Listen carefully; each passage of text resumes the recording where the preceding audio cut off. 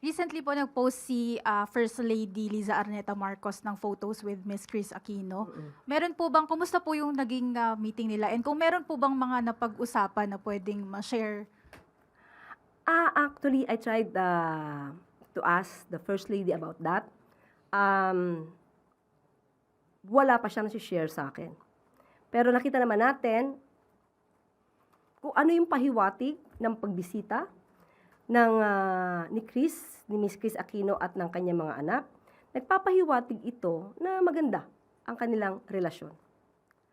Kung ano yung kanilang napag-usapan, wala pong naibibigay sa akin, at kung meron man ay baka hindi pa ako allowed sabihin to. But definitely, masaya naman sila. Pero pag naibigay sa atin ni First Lady, ang mga magaganda nila naging usapan, isi-share ko naman yan sa inyo.